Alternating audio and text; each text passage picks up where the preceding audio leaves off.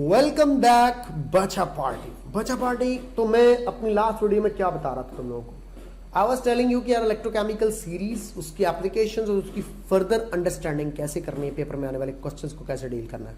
आइए जरा देखते हैं। सबसे पहले अब आप लोगों ने क्या देख रहे हैं कि टॉप मोस्ट पे आपको दिखेंगे लो रिडक्शन पोटेंशियल वाले स्पीशीज। ये बात तो मैं पहले भी डिस्कस कर चुका हूं। ये पड़े हुए नेगेटिव रिडक्शन पोटेंशियल के साथ स्पीशीज। ओके, उसके बाद हाइड्रोजन आ जाती है, जिसका आपको पता है कि स्टैंडर्ड इलेक्ट्रोड पोटेंशियल चाहे ऑक्सीडेशन चाहे रिडक्शन 0 है। नीचे आ जाते हैं फिर पॉजिटिव रिडक्शन पोटेंशियल्स। डन हो गया जनाब। अब हम लोगों ने क्या देखना है कि इसमें अब हमारे पास दो तरह की स्पीशीज होंगी।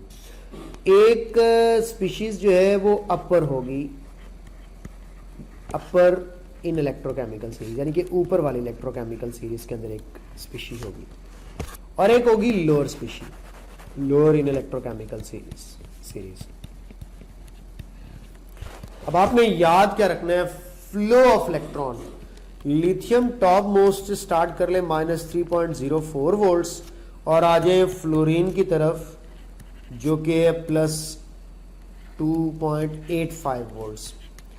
तो अब मैं किसी भी ऊपर और नीचे वाले दो को कंपैरिजन कर लूं तो बेटे अब टॉप टू द बॉटम जब आते हैं तो मैं एक एरो लगा देता हूं और आपको लिख के दे देता हूं, टॉप टू द बॉटम आते हुए इंक्रीज होना है किसने, रिडक्शन पोटेंशियल ने। तय कर लो। फिर फ्लो ऑफ इलेक्ट्रॉन भी हमेशा ऊपर से नीचे की तरफ होगा, यह बात भी भूलनी नहीं है। फ्लो ऑफ इलेक्ट्रॉन भी हमेशा टॉप टू बॉटम होगा। क्या मतलब कि अगर इलेक्ट्रॉन देने के बारी आएगी तो ऊपर वाला नीचे वालों को इलेक्ट्रॉन देगा। क्या मतलब, यानी कि इलेक्ट्रोकेमिकल सीरीज का असूल याद रख लेना, लो रिडक्शन पोटेंशियल वाले को इलेक्ट्रॉन लूज करके ऑक्सीडाइज होना है और नीचे पड़े हुए हाई रिडक्शन पोटेंशियल वाले को इलेक्ट्रॉन गेन करना है। यार मैं क्या कह रहा हूं, मैं ये कह रहा हूं कि सबको किसने देना है, ऊपर वाले ने। यानी कि बिल्कुल हमारे यहां जिस तरह रूल है, सबको कौन दे रहा है, ऊपर वाला छप्पर फाड़ के दे रहा है। तो बेटा इस बात को ज़हन में रख लेनी चाहिए कि ऊपर वाले ने नीचे वाले को इलेक्ट्रॉन पेयर डोनेट करने हैं। अगर आप किसी से इलेक्ट्रॉन लेने के लिए जाना चाहते हैं तो आपके पास क्या होना चाहिए, आपके पास हाई रिडक्शन पोटेंशियल होना चाहिए। किसी का दरवाजा खटखटाया, ठक ठक ठक, उसे बोला इलेक्ट्रॉन है, वो कहेगा है। आपने कहा इलेक्ट्रॉन दो, तो वो पहले तुम्हें सर से लेकर पांव तक देखेगा तुम्हारे अंदर इलेक्ट्रॉन लेने का रिडक्शन पोटेंशियल है या नहीं है। तो अगर तो आपका हाई रिडक्शन पोटेंशियल हुआ तो फिर वापस इलेक्ट्रॉन लेकर आओगे, और अगर तुम चले गए लो रिडक्शन पोटेंशियल के साथ तो फिर लेने के देने पड़ जाएंगे। तो you must have high reduction potential in order to gain electron. तो फिर तय कर लो, जो इलेक्ट्रोकेमिकल सीरीज में लोअर पोजीशन का होता है ये हाई रिडक्शन पोटेंशियल का होता है, जो इलेक्ट्रोकेमिकल सीरीज में ऊपर वाला एलिमेंट होता है ये लो रिडक्शन पोटेंशियल का होता है। ये बात तय होगी, किसने इलेक्ट्रॉन गेन करने हैं, किसने लूज करने हैं, किसने एनोड के तौर पे काम करना है, किसने कैथोड के तौर पे काम करना है। तो अपर ने क्या क्या बनना है, लोअर ने क्या क्या बनना है इलेक्ट्रोकेमिकल सीरीज में। आइए आप लोगों को ये सारी बातें भी इकट्ठी करके दे देता हूं, एक पॉइंट के ऊपर काम आएंगी। तो अपर एलिमेंट इन इलेक्ट्रोकेमिकल सीरीज क्या करेगा, इसकी लार्ज नेगेटिव वैल्यू होगी रिडक्शन पोटेंशियल की। जैसा कि मैंने अभी आप लोगों के सामने एग्जांपल रखी, फॉर एग्जांपल लिथियम की और आयरन की बात करते हैं, -3.04 वोल्ट्स -0.44 वोल्ट्स। तो ये लार्ज नेगेटिव वैल्यू है, ये स्मॉल नेगेटिव वैल्यू है। दोनों का कंपैरिजन करवाएं तो ऑफ कोर्स ये ऊपर वाला बनेगा लिथियम, और आयरन जो है वो नीचे वाला बनेगा। तो बेटा जो लार्ज नेगेटिव वैल्यू वाला होता है वो हमेशा अपर एलिमेंट होता है या लो रिडक्शन पोटेंशियल का होता है। इलेक्ट्रॉन को लूज करेगा, एक्ट करेगा एज ए रिड्यूसिंग एजेंट, और रिड्यूसिंग एजेंट वाला क्या होता है, गेट ऑक्सीडाइज्ड। तो हमेशा ऊपर वाले ने ऑक्सीडाइज हो रहे हैं, और जो ऑक्सीडाइज हो रहा था वो हमेशा किसके तौर पे एक्ट करता है, एनोड। अगर आप गैल्वानिक सेल बनाने लगे, और अगर मेटल है तो ये एक ज्यादा रिएक्टिव मेटल कंसीडर की जाएगी, याद रख लीजिएगा। और ये रिप्लेस कर सकती है लोअर मेटल को बाय रिड्यूसिंग प्रोसेस। ये आगे रिएक्शंस की शक्ल में आपको बताऊंगा कौन किसको रिप्लेस कर सकता है कौन नहीं। ये जो अपर एलिमेंट्स होते हैं ये रिलीज करवा सकते हैं hydrogen gas by reaction with mineral acid, इसका भी रिएक्शन आपको बताऊंगा। और इनको जब भी गैल्वानिक सेल के पोटेंशियल कैलकुलेट करने के लिए यूज़ करना है तो इनका ऑक्सीडेशन पोटेंशियल इंक्लूड किया जाएगा, इनका रिडक्शन इंक्लूड नहीं किया जाएगा। तो ये थी सारी की सारी बात किसके लिए, एक अपर एलिमेंट के लिए जो इलेक्ट्रोकेमिकल सीरीज में ऊपर वाला एलिमेंट होता है। इसको ऑपोजिट कर लोगे लोअर एलिमेंट के लिए, कर ले इसको। ओके, ये देखो आपके पास ये स्मॉल नेगेटिव वैल्यू, अगर दो नेगेटिव वैल्यूज का कंपैरिजन कर रहे हो तो स्मॉल नेगेटिव वैल्यू, बेटा ये पॉजिटिव वैल्यू में भी जाके आप लोग सीख सकते हो, इसमें कोई डाउट नहीं। कैसे, ये देखो मैं लिख देता हूँ कॉपर, इसका है +0.34 वोल्ट्स। फिर मैं लिख देता हूँ आप लोगों के सामने फ्लोरीन, इसका मैं लिख देता हूँ +2.87 वोल्ट्स। अब देखो ये हमारे पास है स्मॉल पॉजिटिव वैल्यू, नेगेटिव का तो पता चल गया है, तो ये पॉजिटिव का भी पता, जैसे स्मॉल पॉजिटिव है, ये लार्ज पॉजिटिव है, तो एक स्मॉल पॉजिटिव और एक लार्ज पॉजिटिव, याद रख लीजिएगा। फिर वही बात, स्मॉल पॉजिटिव वैल्यू वाला हायर होगा और लार्ज पॉजिटिव वैल्यू वाला लोअर होगा, जैसा कि अभी थोड़ी देर पहले आप इलेक्ट्रोकेमिकल सीरीज में देख कर आ रहे थे। दो नेगेटिव वैल्यूज का भी कंपैरिजन बता दिया, दो पॉजिटिव वैल्यूज का भी कंपैरिजन बता दिया। नेगेटिव में लार्ज नेगेटिव वाला अपर, स्मॉल नेगेटिव वाला लोअर, पॉजिटिव में स्मॉल पॉजिटिव वाला अपर, लार्ज पॉजिटिव वाला लोअर। पेपर में सवाल आए, खबरदार अगर गलत किया, क्योंकि इसकी आगे मैं प्रैक्टिस भी करवाने लगा आपको। ऑपोजिट कर दे सब कुछ, स्मॉल नेगेटिव वैल्यू इलेक्ट्रॉन को गेन करेगा, यानी कि एज एन ऑक्सीडाइजिंग एजेंट होगा, तो इटसेल्फ गेट रिड्यूस्ड। आपको पता चल जाना चाहिए कोई भी दो स्पीशीज के दरमियान जो क्वेश्चन आएगा किस तरह का आएगा। स्मॉल नेगेटिव वैल्यू वाला आपने कहना lower in the electrochemical series होगा, इलेक्ट्रॉन गेन करेगा, ऑक्सीडाइजिंग एजेंट होगा, इटसेल्फ गेट रिड्यूस करेगा, तो of course as a cathode act करेगा, क्योंकि रिडक्शन हमेशा कैथोड पर होती है। लेस रिएक्टिव मेटल कहलाएगी as comparison of the reactivity of the metals, और ये ऊपर वाली मेटल को रिप्लेस नहीं कर सकती। और अगर हाइड्रोजन से नीचे वाली मौजूद है, पॉजिटिव वैल्यू के साथ मौजूद होगी, तो हाइड्रोजन गैस भी नहीं रिलीज करवा सकती। एग्जांपल्स बताऊंगा अभी आपको। और इसको जब भी इंक्लूड करना है तो as a reduction potential include करना है। ये दो बातें मैंने आपको बता दी कि अपर एलिमेंट और लोअर एलिमेंट इलेक्ट्रोकेमिकल सीरीज को कैसे सिलेक्ट किया जाएगा। अगला सवाल आपका कि सर इनको ज़रा इम्प्लीमेंट करके सिखा दें, तो मैं अब आप लोगों को इलेक्ट्रोकेमिकल सीरीज की एप्लीकेशंस भी साथ ही करवा दूं, ताकि ये सारी बातें वहाँ पे इम्प्लीमेंट भी हो जाए। फिजिबिलिटी ऑफ रिएक्शन को चेकआउट करना है, calculation of voltage of the cell, comparison of the reactivity of metals and non metals, chemical reactivity को चेक करना, कौन ज़्यादा रिएक्टिव कौन कम रिएक्टिव, और एक मेटल दूसरी मेटल से रिप्लेस करने का प्रोसीजर, और मिनरल एसिड से हाइड्रोजन गैस को रिलीज करवाने का। और ये सारे के सारे एप्लीकेशंस अब मैं आपके सामने रखने जा रहा हूँ, वन बाय वन करके, each and everything I will detail discuss. साथ ही में मैं ये भी आप लोगों को बता दूंगा कि यार ये जो स्पेक्टेटर आयंस का एक बच्चे ने क्वेश्चन पूछा हुआ है, जैसा कि मैं हर साल बताता हूँ स्पेक्टेटर आयंस क्या होते हैं, इसके हवाले से भी जो है वो बात आप लोगों के साथ शेयर कर ली जाएगी। लेकिन अभी मैं क्या चाह रहा हूँ, मैं ये चाह रहा हूँ कि तुम बच्चों को थोड़ा सा आइडिया दे दूँ कि पेपर में जो सारी की सारी बातें मैं आप लोगों के साथ डिस्कस कर रहा हूँ, ये सारी की सारी बातें अगर पेपर में आती है तो तुम लोगों ने इनसे कैसे निपटना है। आइए ज़रा इस चीज़ को थोड़ा सा डिस्कस कर लें। फॉर एग्जांपल मैं अपने स्टूडेंट्स को, अब देखो मैंने यहाँ पे अपने हाथों से कुछ एग्जांपल्स आप लोगों के सामने रखनी है ताकि आप लोगों को पता चलता चला जाए। फॉर एग्जांपल हम लोग ये देखते हैं कि रिएक्शन पॉसिबल है या नहीं। मैं आप लोगों के सामने दो रिएक्शन लिखता हूँ, Zn plus copper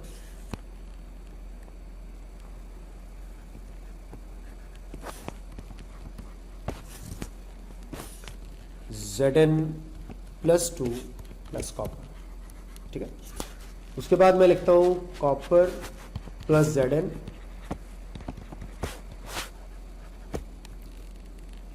copper +2 plus Zn। मेरा तुम लोगों से क्वेश्चन है कि इनमें से कौन सा रिएक्शन पॉसिबल है और कौन सा पॉसिबल नहीं है। आप कहेंगे सर कैसे अप्लाई करें, शॉर्टकट्स बताता हूं। आप लोग ज़रा देखो, जिंक का रिडक्शन पोटेंशियल इलेक्ट्रोकेमिकल सीरीज में आपको पता होना चाहिए 0.76 वोल्ट है। कॉपर का रिडक्शन, ये सब का मैं रिडक्शन पोटेंशियल लिख रहा हूँ, ठीक है। E naught of reduction, E naught of reduction is equal to, एक एग्जांपल काफ़ी होगी। अब आप लोग खुद फैसला करें कि जिंक वाला अपर बन रहा है, लोअर रिडक्शन पोटेंशियल है, और कॉपर वाला हायर बन रहा है, पॉजिटिव रिडक्शन पोटेंशियल है। तो फिर तय कर लें किसको ऑक्सीडाइज होना है, किसको रिड्यूस होना है। Zinc must get oxidise and copper must be reduce. अब दोनों में से एक ऐसा रिएक्शन सेलेक्ट करना है जिसमें जिंक ऑक्सीडाइज हो रहा और कॉपर रिड्यूस हो रहा हो, तभी ये स्पॉन्टेनियस रिएक्शन होगा, अदरवाइज नहीं होगा।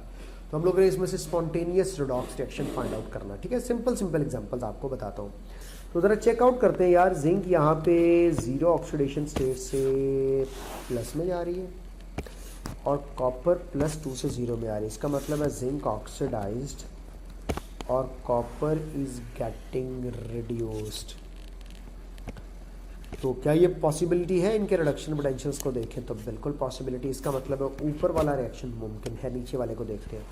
Copper is getting oxidised, zinc is getting reduced which is not possible. इसका मतलब है नीचे वाला रिएक्शन पॉसिबल नहीं है।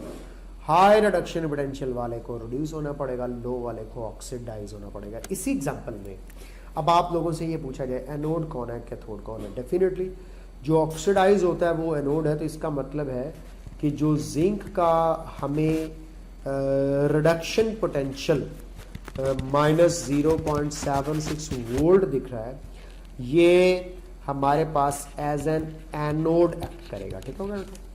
और इसी तरह जो रिडक्शन पोटेंशियल आप लोगों के पास कॉपर का था, कॉपर का हमें मिलेगा एज ए कैथोड। तो मैंने इसको लिख दिया एज ए कैथोड। यहीं पे अब आपको पता चल गया किसने एनोड के तौर पे ऐड करना है, किसने कैथोड के तौर पे ऐड करना है। ये दो बातें भी आपको पता चल गई। तीसरी बात कि अगर जिंक और कॉपर को कंबाइन किया जाए तो सेल पोटेंशियल कितना है, रिएक्शन फिजिबल है या नहीं। तो अगर ईएमएफ ऑफ द सेल, ये सेल पोटेंशियल पॉजिटिव आए तो रिएक्शन पॉसिबल है, अदरवाइज पॉसिबल नहीं है। मैं आपको इन दोनों ऊपर वाले रिएक्शंस का सेल पोटेंशियल कैलकुलेट करके दिखाता हूँ एक एडवांस वे में। अब आपके पास दो तरीके हैं, ऑक्सीडेशन प्लस रिडक्शन कर ले, या एक और फॉर्मूला है किसी भी सेल का पोटेंशियल फाइंड आउट करना, जो मैंने आपको प्रीवियस वीडियो में भी बताया था जब हम लोगों ने इलेक्ट्रोड पोटेंशियल कैलकुलेट किया था, कि ई कैथोडिक माइनस ई एनोडिक। बड़ा आसान तरीका है। इसमें साइन चेंज करने वाले पंगे से बच्चों को निकाल देते हैं। आपको ये जेन में रखना ही नहीं है कि साइन चेंज करना है नहीं, क्योंकि इस फॉर्मूले में जस्ट वैल्यू पुट करनी है। जो कैथोड के तौर पे ऐड कर रहा था उसका पोटेंशियल यहाँ पे पुट करो तो वो था +0.34 volts. Like I am talking about the upper reaction, इसकी बात कर रहा हूँ, जिसमें जिंक का एज ए एनोड ऐड करना था क्योंकि जिंक ऑक्सीडाइज हो रहा था, और कॉपर का कैथोड के तौर पे ऐड करना था। -G एनोड वाला पोटेंशियल भी कितना देख लो, आप कहेंगे सर -0.76 वोल्ट है, ठीक है। लो जी, इन दोनों को अब अगर मैं प्लस करता हूं बच्चों तो देखो ये माइनस माइनस पे प्लस हो जाएगा, तो +0.34 volts +0.76 volts is equal to +1.10 volt. इसका मतलब है ये सेल पोटेंशियल पॉजिटिव आ रहा है तो रिएक्शन पॉसिबल है। इसी तरह किसी भी दो इलेक्ट्रोड्स को कंबाइन करके पूछा जा सकता है। इसी का अगर आप कहेंगे सर जरा इसका वो नेगेटिव वाला पोटेंशियल बताएं जरा बेटा, ये जो नीचे वाला रिएक्शन मुमकिन नहीं था। अगर हम लोग इसको देखें जहां पे कॉपर ऑक्सीडाइज हो रहा था और जिंक रिड्यूस हो रहा था, तो इसका भी सेल पोटेंशियल फाइंड आउट किया जा सकता है इस वाले रिएक्शन का। तो अब आप लोग इसको भी देखो कि इसका E naught of the cell find करना हो तो कॉपर का ऑक्सीडेशन और जिंक का जो है रिडक्शन देखना पड़ेगा। तो कैथोडिक जो है वो हमारे पास जिंक का होगा, तो मैं कैथोडिक लिख रहा हूँ -0.76 वोल्ट, माइनस करके मैं लिख रहा हूँ एनोड का, जिसको एनोडिक पोटेंशियल कहते हैं 0.34 वोल्ट्स। मैंने यहाँ पे कोई साइन चेंज नहीं किया।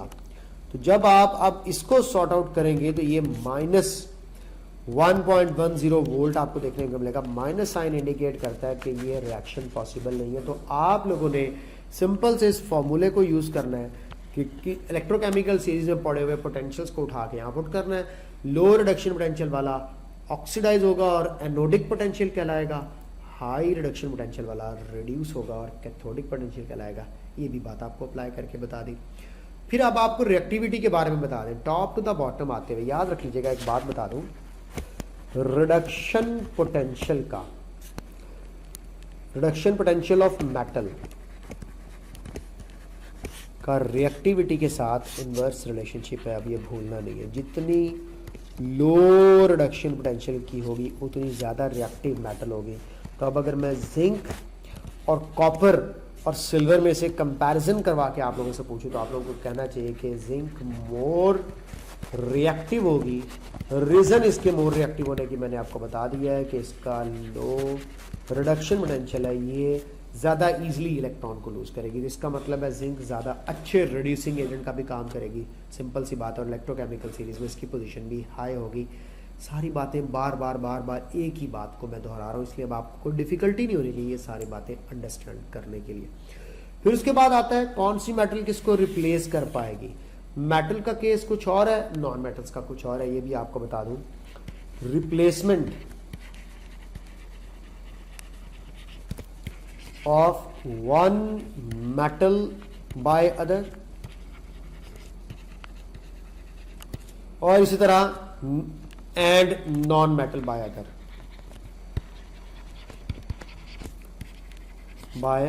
Non metal.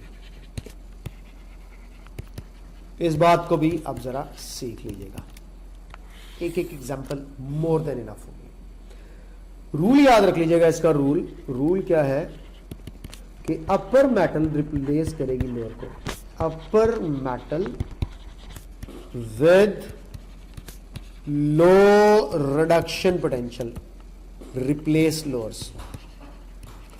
Upper metal with low reduction potential replace कर देगी लोअर मेटल को, ये बात तय कर लो। मैं दो रिएक्शंस लिखता हूं, क्या मतलब रिप्लेसमेंट का। Copper plus ZnSO4 sign of arrow, copper sulphate plus zinc. Okay, very good, अच्छा लग रहा है। Zinc plus copper sulphate arrow, zinc sulphate plus copper. जनाबे वाली, अब आप लोग फैसला करोगे दोनों में से कौन सा रिएक्शन पॉसिबल है। ऑक्सीडेशन स्टेट देखो, कॉपर 0 से +2 में गया, कॉपर ऑक्सीडाइज हो गया, यानी कि कॉपर इलेक्ट्रॉन लूज कर रहा है और जिंक गेन कर रहा है। ऐसा मुमकिन है? नो। आप कहेंगे सर नहीं मुमकिन, क्योंकि कॉपर हाई रिडक्शन पोटेंशियल का है, ये कभी भी इलेक्ट्रॉन लूज नहीं करेगा। इसका मतलब है कॉपर जिंक को रिप्लेस नहीं कर सकती। हाँ, जिंक कॉपर को रिप्लेस कर सकती है, क्योंकि जिंक अपर मेटल है और कॉपर लोअर मेटल है। तो ये कॉपर और जिंक की एग्जांपल आप लोगों को मैंने क्लियर कर दी, बता दी, सिखा दी। अब जिंक कॉपर को रिप्लेस कर सकती है, कॉपर सिल्वर को कर सकती है, लेकिन सिल्वर कॉपर या जिंक में से किसी को नहीं कर सकती। तो ऊपर वाला मेटल नीचे वाले मेटल को रिप्लेस करेगा। ये बात थी मेटल्स की। बात करूं अगर नॉन मेटल्स की, तो उल्टा है। इलेक्ट्रोकेमिकल सीरीज में देखें तो आप लोगों को आयोडीन ऊपर मिलेगी, फिर ब्रोमीन, फिर क्लोरीन और सबसे एंड पे फ्लोरीन। यानी कि फ्लोरीन जो है वो हाई रिडक्शन पोटेंशियल की है। मेटल इलेक्ट्रॉन लूज करके या रिड्यूस करके दूसरे को रिड्यूस करके रिप्लेस करती है, नॉन मेटल्स ऑक्सीडाइज करके रिप्लेस करती है। तो यहाँ पे रूल याद रख लीजिएगा, हैलोजेंस के केस में lower halogen with high reduction potential replaces uppers, replace upper with low reduction potential. अब ये बात भी आपको एग्जांपल के साथ समझानी पड़ेगी। मैं आपके सामने फिर से दो रिएक्शंस लिखता हूं।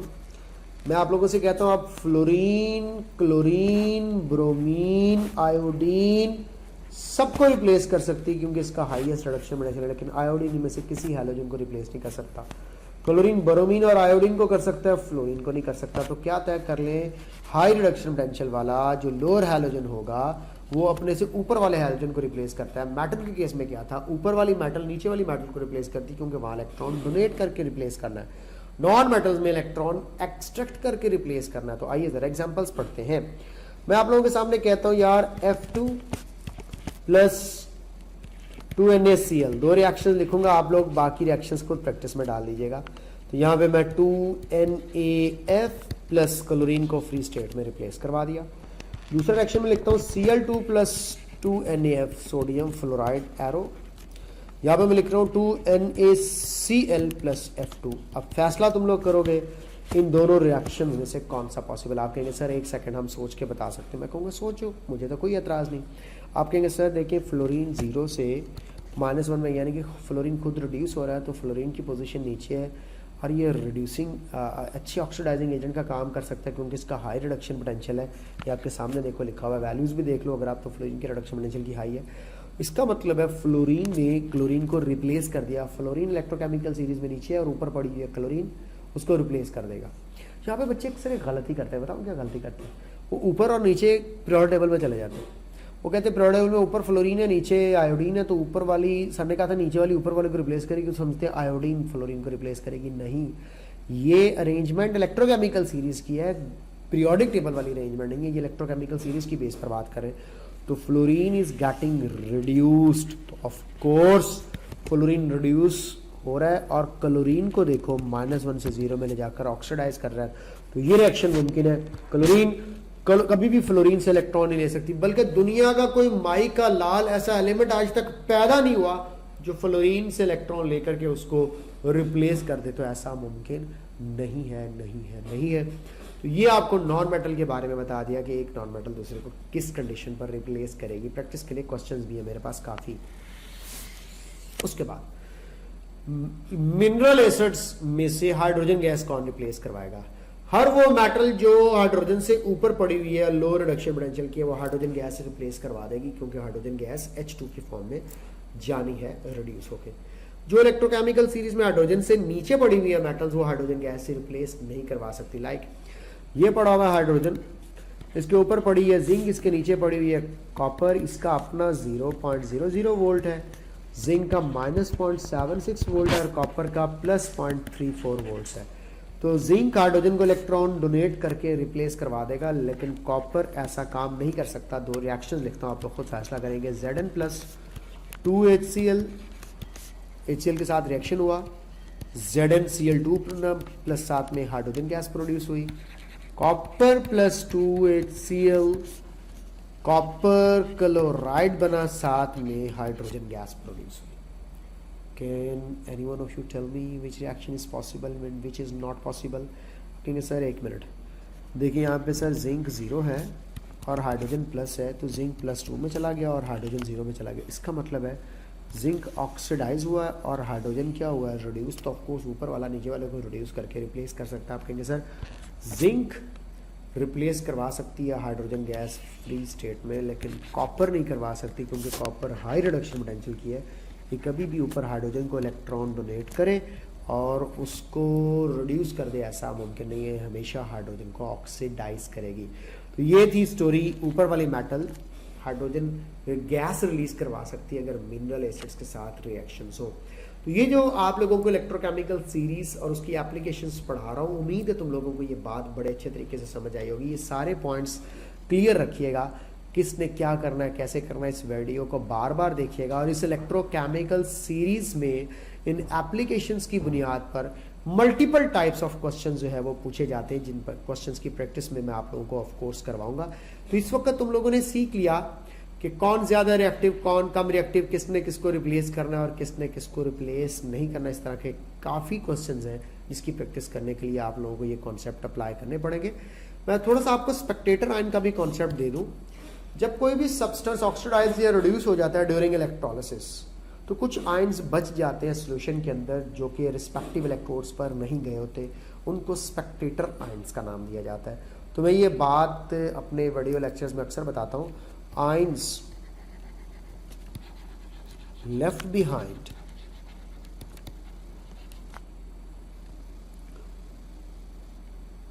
ड्यूरिंग इलेक्ट्रोलिसिस,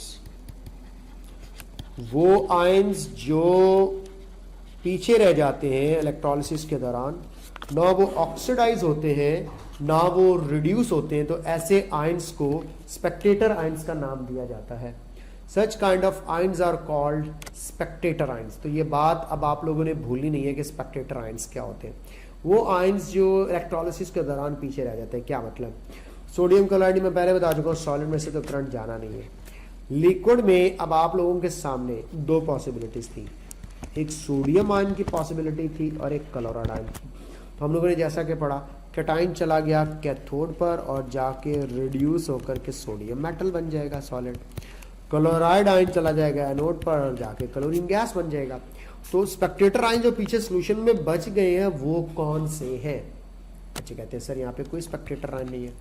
बिल्कुल गलत कर रहे हैं। जब इसकी डाउन सेल के अंदर इलेक्ट्रोलिसिस करवाई थी तो डाउन सेल में इसकी इलेक्ट्रोलिसिस करवाते हुए हम लोगों ने ऐड किया था कैल्शियम क्लोराइड, अगर आपको याद हो, इसका बॉइलिंग पॉइंट कम करने के लिए। तो इसका बॉइलिंग पॉइंट कम करने के लिए हम लोगों ने कैल्शियम क्लोराइड ऐड किया था, वो सेकंड ईयर की केमिस्ट्री में तुम लोगों ने पढ़ा हुआ है। तो बेटे क्लोराइड आयंस तो ऑफ कोर्स चले जाएंगे एनोड पर, लेकिन पीछे कैल्शियम आयन बच जाएगा जो कि ऑक्सीडाइज या रिड्यूस नहीं हुआ होगा। ऑफ कोर्स कैटाइन ने रिड्यूस ही होना होता है कैथोड पर जाकर।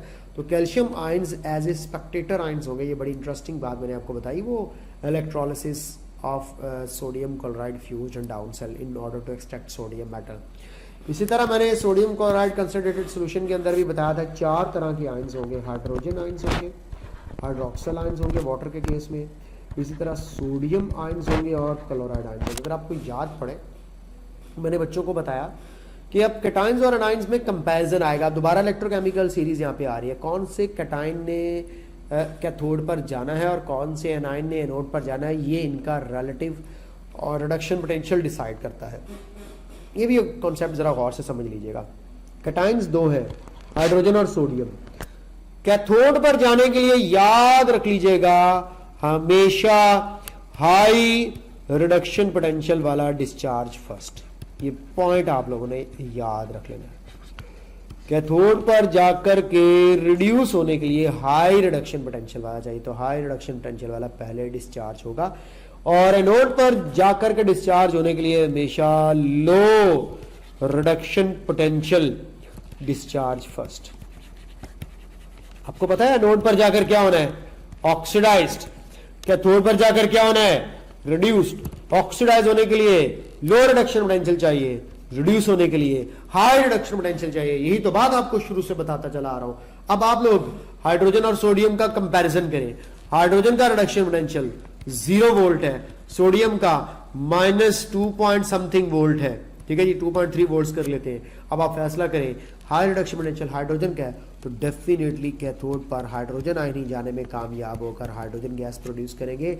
पीछे जो आयन कैथोड कंपार्टमेंट में रह जाएगा एज ए स्पेक्टेटर आयन, वो कौन होगा? सोडियम। ये मैं बात पहले बता चुका हूं, अब स्पेक्टेटर आयन के साथ दोबारा समझा रहा हूं। इसी तरह हाइड्रोक्सिल आयंस और क्लोराइड आयंस का कंपैरिजन करवाया जाए तो बेटे याद रख लीजिएगा हाइड्रोक्सिल आयंस जो है और इन क्लोराइड आयंस के अंदर भी कैथोड और एनोड पर जाने की जो शक्ति है वो यहाँ पे आप देख सकते हैं कि ये हाइड्रोक्सिल आयंस पहले चले जाते हैं एनोड पर। इनकी जो है वो डिस्चार्ज होने की एबिलिटी ज़्यादा है, इसीलिए आपको याद होगा आप लोगों ने डायफ्राम सेल के अंदर वो ब्राइन का लेवल हाई रखा था और पार्टीशन यूज़ की थी ताकि हाइड्रोक्सिल आयंस को रोका जाए। बट यहाँ पे ऑफ कोर्स हाइड्रोक्सिल आयन दौड़ कर एनोड पर जाने की कोशिश करेंगे, लेकिन इनको रोक लिया जाता है डायफ्राम लगाकर और ब्राइन का लेवल हाई रखकर। तो रिजल्ट में सिर्फ क्लोराइड आयंस जा पाते हैं।